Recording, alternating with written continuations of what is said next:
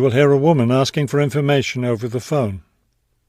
First, you have some time to look at questions 1 to 5 on page 45.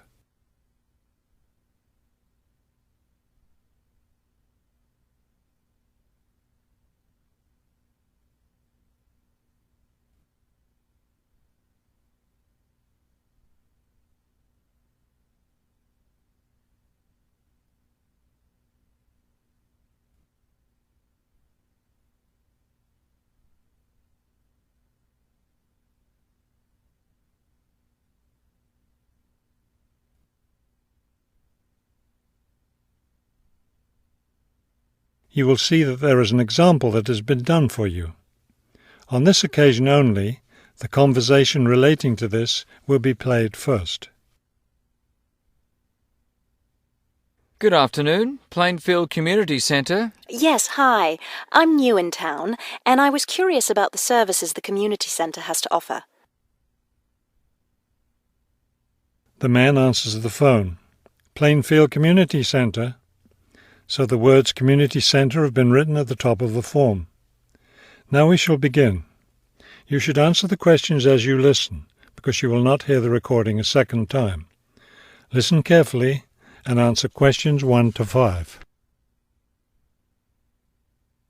Good afternoon, Plainfield Community Centre. Yes, hi. I'm new in town, and I was curious about the services the community centre has to offer. We offer a variety of recreational activities. What were you interested in particular? Well, everything, I guess. Okay, let's start with kids. I have a teenage son. What activities do you have for teens? Right now, during the school year, we have tutoring sessions for children and teens in all subjects. That would be good. He needs help with algebra. We can certainly help with that. Just have him come by any Wednesday or Saturday afternoon. That's when the tutoring sessions are scheduled. Fantastic! What about sports? Do you have sports activities for teens? We have tennis lessons on Sunday mornings for teens and Sunday afternoon for adults. I don't think my son would like that, but my husband might. For myself, I'd be more interested in yoga. Do you offer yoga classes? We do. Our yoga classes take place on Tuesday and Thursday evenings. We divide it up into several groups, so there's one class for younger children, one for teens, and one for adults. Really? I doubt my husband and son would be interested, but I'd like to sign up for yoga. I also like reading. Do you have any book clubs? We have one just about to start. The first meeting will be next Friday morning. It will focus on early 20th century novels. Too bad it's Friday morning. I think my son would enjoy it, but of course he's in school at that time. Well, actually, that book club is for adults only. We may start one up for teens next summer, but we have nothing for that age group right now. Oh well, I suppose he has enough to keep him busy for now. Now, what about fees? Do these classes and activities cost anything? Before you hear the rest of the conversation, you have some time to look at questions 6 to 10 on page 45.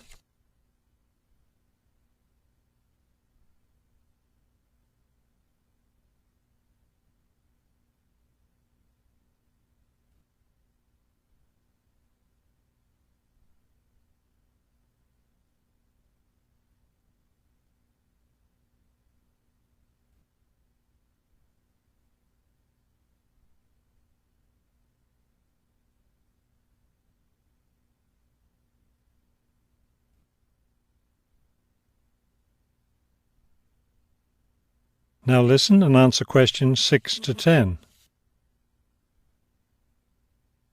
There's a small charge for non-members for each class. However, they're all free to members. Would you be interested in becoming a member? How much does the membership cost? Not much at all. The yearly fee is $75 for individuals and $225 for families. What do I get with the membership? You get free access to all classes and activities, and you can use our facilities like the tennis court, the exercise room and the meeting room. It's not a bad deal, really. Could you tell me exactly where the centre is located? It's at 107 Elliott Street. Is that Elliott with 2 L's or 1 L? 1 L. E-L-I-O-T. It's right downtown. I think I know where it is. Do you have free parking? Yes, you can park just across the street. There's a garage there. That sounds easy enough. Maybe I'll come in one day next week and sign up for some classes. That would be fine. But don't come on Monday because we're closed that day. We're open Tuesday through Sunday. Oh, thanks for telling me. Maybe I'll stop in on Tuesday then. Can I pay for the classes with a personal check? We accept checks and credit cards. Okay, thank you very much. You've been very helpful. That is the end of section 1. You now have half a minute to check your answers.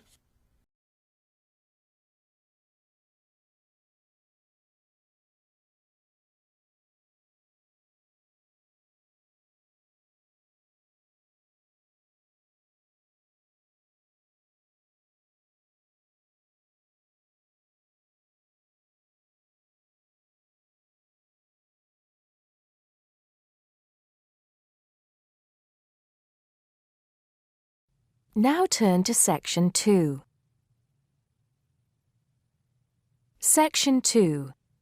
You'll hear a man talking about living and working on Trinidad. First, you have some time to look at questions 11 to 15.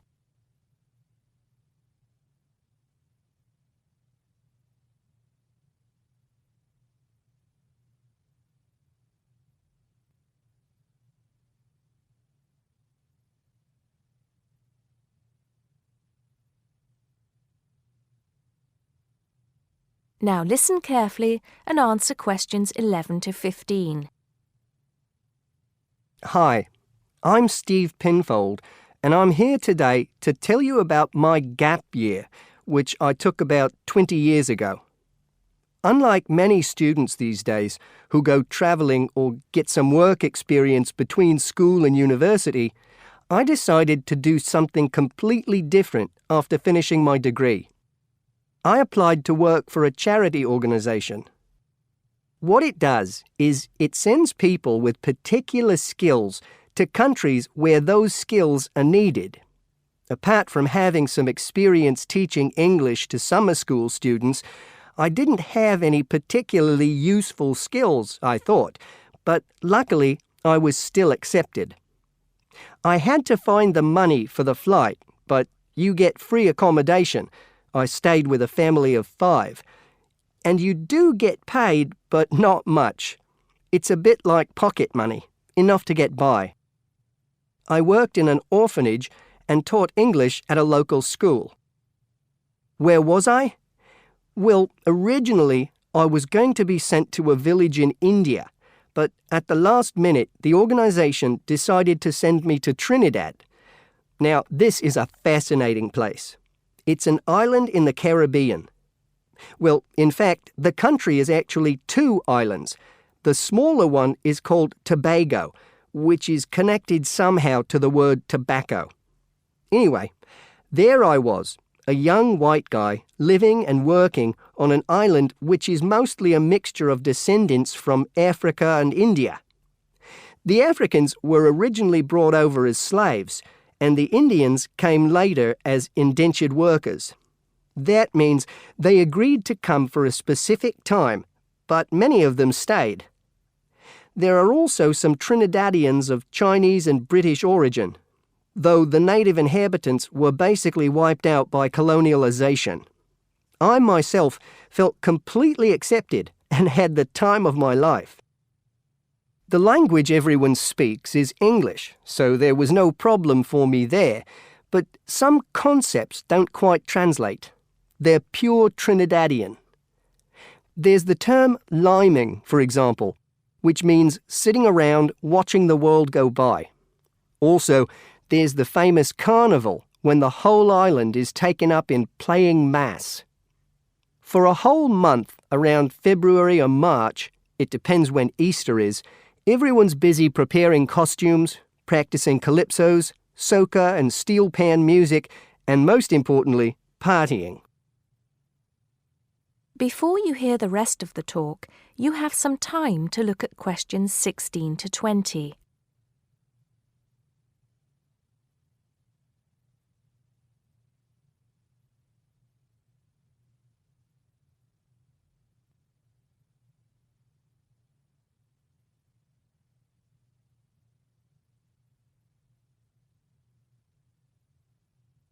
Now listen and answer questions 16 to 20.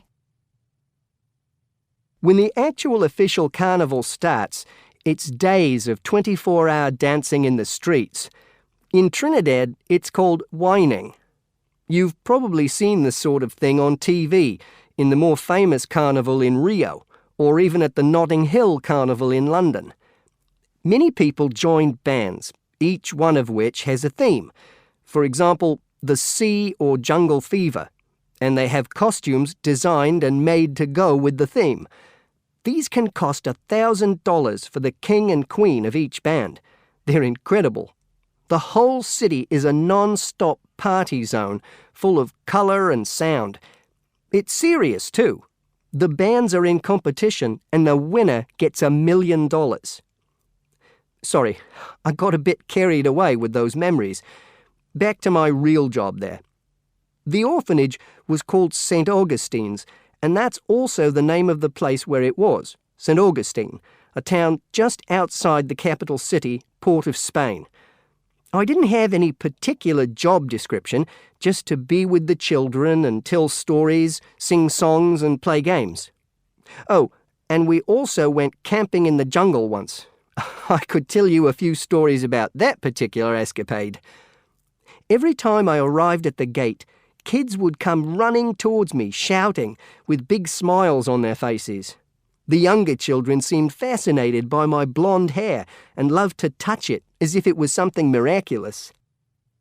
The English teaching I did 2 days a week in a primary school for 6 to 11-year-olds. The kids may have been poor, but they all wore neat and clean uniforms and were so respectful and enthusiastic.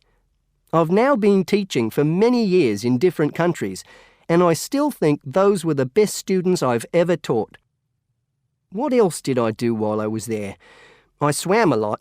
Can you imagine what it's like swimming with dolphins and with pelicans diving into the sea right next to you? More seriously, I trained to be a Samaritan. That's someone who listens and supports people who have problems with their lives. Overall, what I took from the experience was a sense of being in another culture, or rather cultures. As humans, we all share many characteristics, but we express ourselves in various ways. In Trinidad, there are lots of different communities and religions, and so many different kinds of festival to see. Hindu, Muslim, Christian, as well as some rather mysterious African traditions. There are quite a few Rastafarians too. Trinidad is, as Americans are fond of saying of their own country, a melting pot where everybody is greeted warmly. Go and see for yourself. I'm not sure how it's changed since I was there, but I'd love to find out. That is the end of section 2. You now have half a minute to check your answers.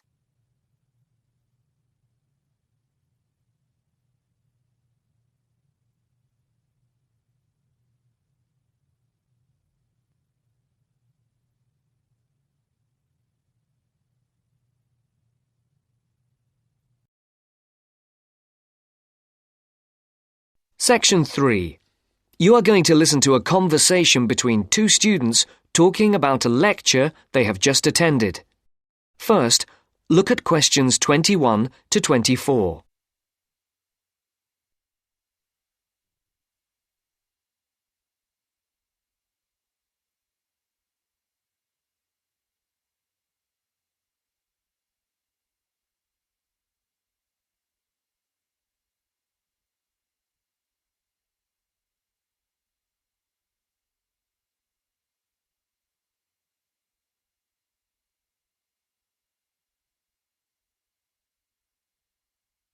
There are 4 alternative answers, A, B, C, and D, for each question.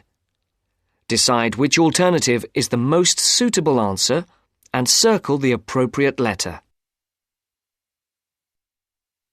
Henry, don't you think Dr. Adams' lecture was really very good?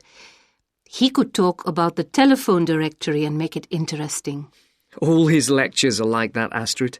He's just one of those people. I wish we had him as our tutor. I bet you that he is very demanding, though.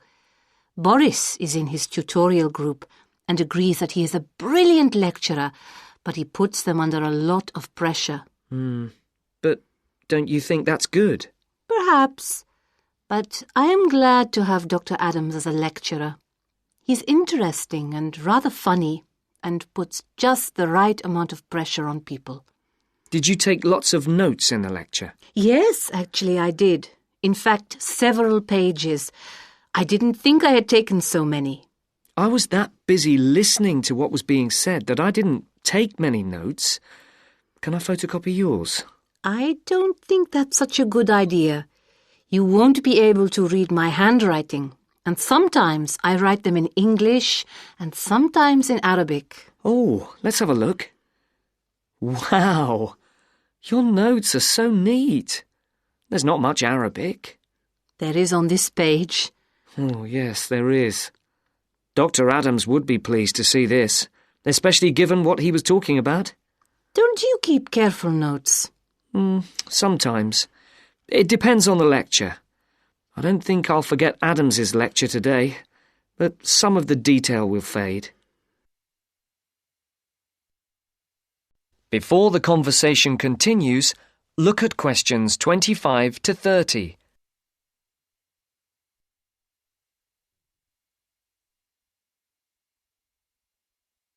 I type up everything afterwards so you can have a copy then and you can fill in anything I have missed.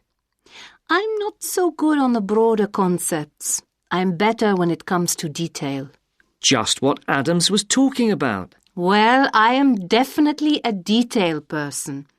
I need to have everything written down before As I can you get the listen concepts to the next part of clear the in my conversation, head. write no more than complete 4 opposite. words for questions I find all the 25 detail to clutters up 27. my mind and I get And very for questions frustrated, 28 to which 30, was just what he was on write about. no more than 2 He mentioned words a book he'd for written. each answer. He mentioned several. The one on space and the individual? Yes, called MySpace. It's on the book list. So it is. I think I'll get that out of the library or get my own copy. Did you get what he said about spatial awareness? I didn't really. Yes, it was fascinating.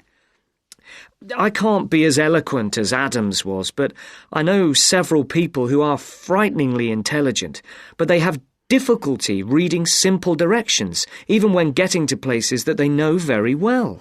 I find that difficult to understand. Everyone learns the way to walk to the shops and things like that. You mean just the way people learn spelling? You know, people misspell words, make mistakes in countless areas of their lives, and going in the right direction is just the same. Remember what Adams said about the number of people who cannot tell left from right, north from south, and so on? Do you know which way is north? It's, that way. You see? I couldn't have told you that. Really? I haven't a clue which way is which. That's why I'm always getting lost when I go out on my bike, and put me in a completely new place and I am totally lost. What about maps? I'm hopeless at reading them. But then you're brilliant at writing essays and getting all the ideas down in the right order, and I don't know where to start. Again, just what Adams was talking about. What we need to do is combine our skills. You teach me to cope with detail, and I'll teach you how to string concepts together. Okay, we can do that. Which way is the library? It's... you're making fun of me. That's the end of section 3. You now have half a minute to check your answers.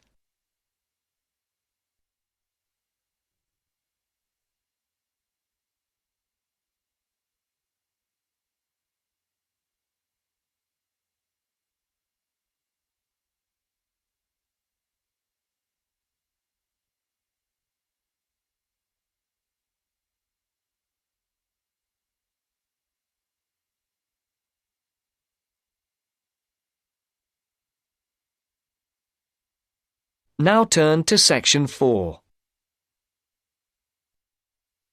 Section 4. You will hear a lecture about customer psychology. First, you have some time to look at questions 31 to 35 on page 47.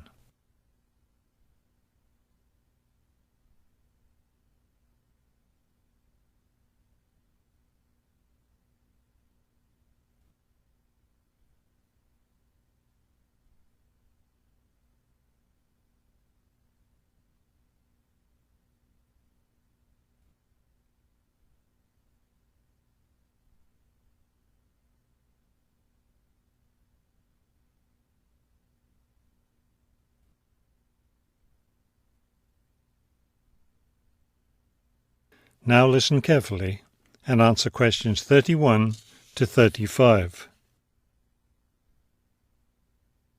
An understanding of customer psychology is an invaluable aid for retailers looking for ways to increase sales. Much can be done to the store environment to encourage shoppers to linger longer and spend more money. The first aspect to consider is the physical organisation of the store. Placement of merchandise has a great deal of influence on what customers buy. For example, a common practice among retailers is to place the store's best-selling merchandise near the back of the store. In order to get to these popular items from the front entrance, customers have to walk down aisles filled with merchandise that they might not see otherwise. Carpets are also used to direct customers through particular areas of the store. Retailers choose carpets not only for their decorative or comfort value, but also because lines or other types of patterns in the carpets can subtly guide shoppers in certain directions. Besides encouraging shoppers to go to certain areas of the store, retailers also want to keep them in the store longer. One way to do this is to provide comfortable seating throughout the store, but not too close to the doors. This gives customers a chance to rest and then continue shopping. Retailers can do a number of things to create a pleasant atmosphere in the store, thereby encouraging more purchases. Music is commonly used, not as entertainment, but as a calming influence. It can slow the customer's pace through the store, making them spend more time shopping and consequentially making more purchases. Scents are also used in various ways. Everyone has had the experience of being drawn into a bakery by the smell of fresh bread. Experiments have been done with other types of scents as well. For example, the scent of vanilla has been used to increase sales in clothing stores. Before you hear the rest of the talk, you have some time to look at questions 36 to 40 on page 48.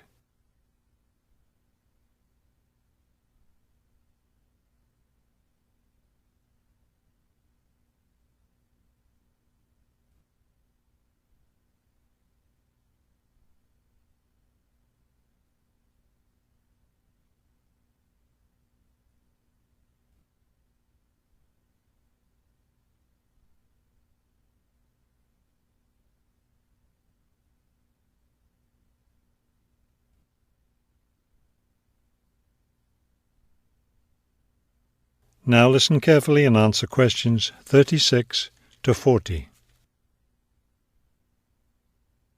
Use of colour is another important aspect of store environment. Certain colours can affect behaviour as well as mood. Light purple, for example, has been found to have an interesting effect on customer behaviour. People shopping in an environment where light purple is the predominating colour seem to spend money more than shoppers in other environments. Orange is a colour that's often used in fast food restaurants.